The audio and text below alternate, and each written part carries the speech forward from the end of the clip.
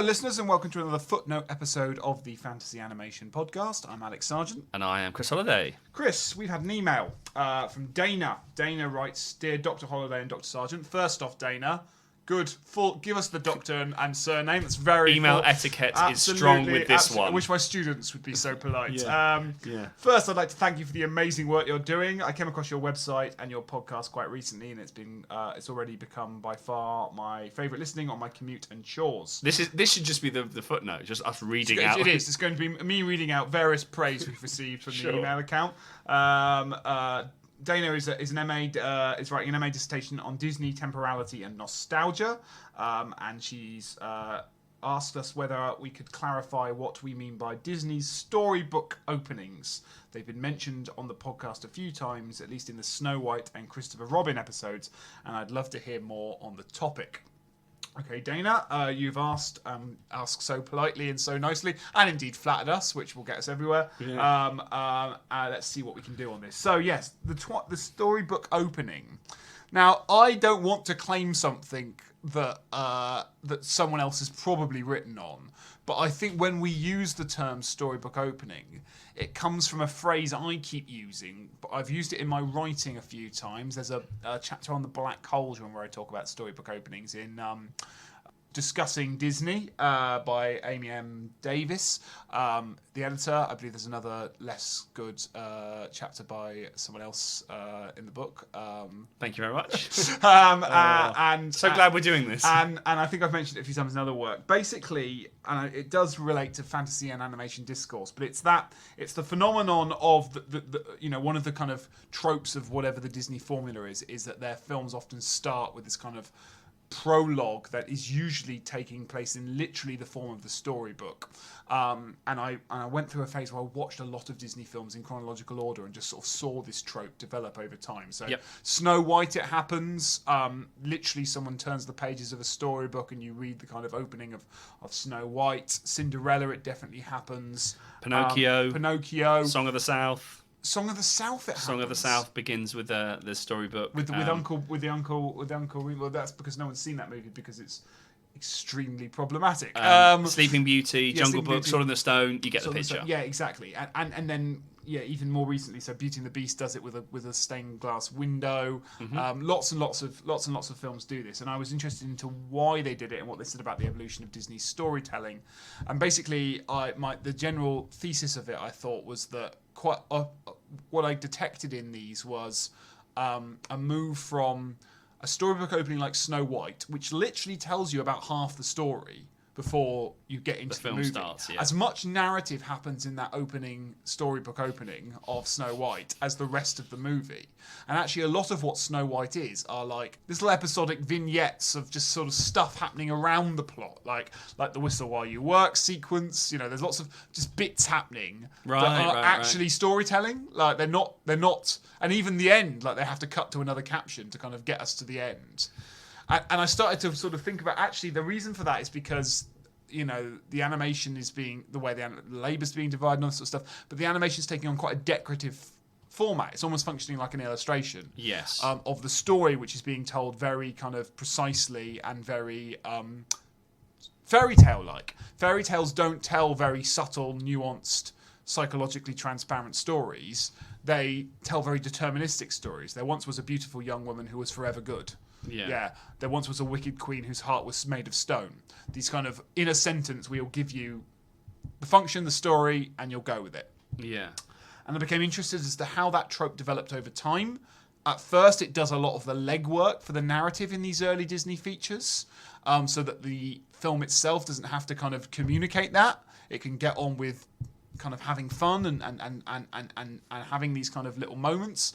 But then we get to things like Beauty and the Beast, and we get to things like even Aladdin has a kind of weird, like a spoken storybook open. Yes, yeah. But as the animation changes and as the register of animation changes, actually my argument would be that we move from Disney doing fairy tales with illustrations to when Disney come back to doing fairy tales, they're actually not doing fairy tales, they're doing fantasies. Yeah. Little Mermaid is not a fairy tale. Well, it's based on a fairy tale, but it's a fantasy. It's it's about a fantasy. Yeah. And it's told like a modern fantasy novel, whilst Snow White is a fairy tale. Because I think the sort of the way to look at the storybook opening is first of all, through the lens of adaptation. I mean, there's also a sort of cultural sort of legitimization process going on of animation as a medium which is doing visually what these books are doing.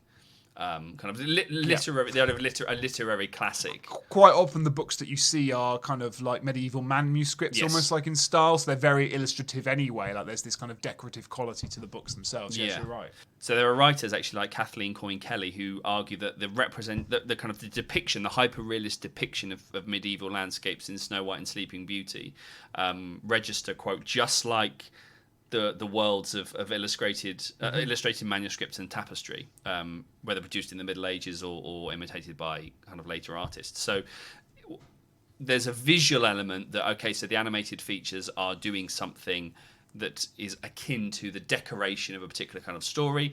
However, it is often used. I mean, it has its sort of dozen key films that we mentioned. As it evolves, we start to get we get the purpose of the storybook is achieved through other means, whether it is a voiceover or the prologue to Aladdin.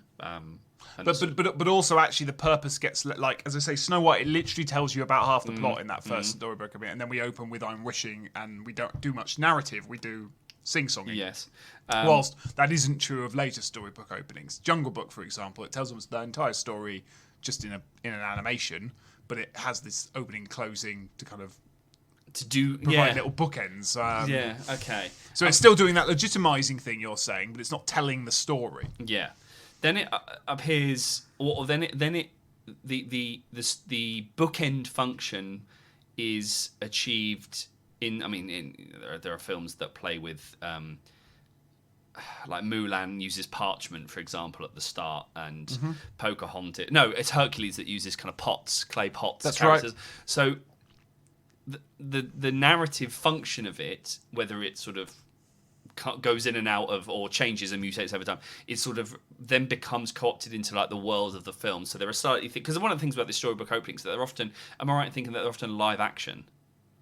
Sometimes, but not always. At the start, they might be. I try to remember what the Snow White sequence is, but I think maybe at the start they are, but I don't think they always are. Yeah, okay. I'd say rarely they are as we move into the sort of. That's interesting. That actually they're not this static trope that exists as this unified process of legitimization. It does kind of wax and wane in really interesting ways. Sometimes it's live action, sometimes it's not. I think the design of the book is relatively stable. That's one of the things, the sort of weightiness of these manuscripts, these leather-bound manuscripts that are illustrated with this beautiful. And I think that's really important for some other films that I've encountered that play with that trope as part of its deconstructive register. So Chicken Little is a really great example. Probably the most famous example is Shrek, where the Disney storybook it appears in a film that isn't about Disney at all, or it's not a Disney film, but it is about Disney. So that's an interesting tension that it sort of appears in these other forms. I mean, it also appeared in Disney short films as well, but it's most famous for these kind of feature films. So we've got about a minute left. References from me, as I say, I don't think you'll find a lot on it as a term. But what I'm riffing on as I'm trying to articulate it are actually kind of formalist theories of fairy tales. The fairy tale has been discussed a lot in terms of its formal, narratological components, and indeed in terms of its style of narration. Because as I say, what a fairy tale is a structure by which the teller is given freedom. And I sort of forgot to mention that earlier. So the reason Snow White is very short, and it's the queen is this, and she is this, and the handsome prince is this, and we don't need to know any more about the characters, and here's the plot, is because it allows the storyteller to embellish, to play with, to tell, it's the telling that becomes dramatic, right? You know, because you don't need to spend a lot of time explaining who the character of Snow White is. We did that in a sentence. So the raw structure provides the basis through which they can be moulded and changed because they're part of oral storytelling culture. And Vladimir Prop's The Morphology of the Folk Tale is really good for this. To an extent, Joseph Campbell's Here Are the Thousand Faces, although I'm loath to recommend that for anyone. Well, I would say in terms of animation. Well, no, actually, I was going to say writers, literary theorists like Gérard Genette that talk about paratexts and the sort of, because it makes me think about the mystery of these. These are not just sort of they're not static spaces, but they also have this question of kind of temporality, exactly as Daniel was saying, that there is this temporal element, which is okay. So when is this story taking place? Who is telling this story? And so there's a lot embedded within these sequences that are not just neat openings. They actually do perhaps some really important they do some really important and often confusing narrative work. I guess I've encountered it. I've written about it in the chapter that you tried to disregard at the opening of this footnote, as I will continue to do, which is about the Disney formula and how it sort of doesn't really exist. In Amy Davis's Discussing Disney, where I talk about the opening of Chicken Little and how the storybook is kind of wielded and disregarded to talk about newness, and that is riffing not actually on the storybook opening of Disney, but it's actually riffing on the Shrek opening, which is about 5 years earlier.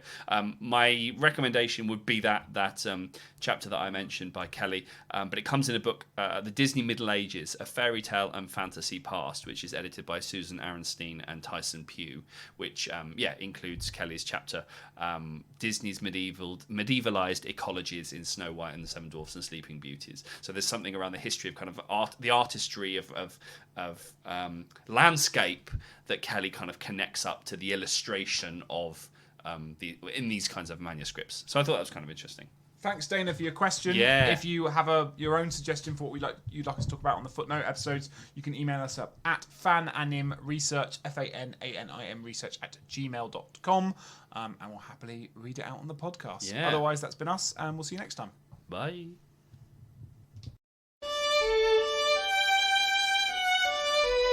Thank you.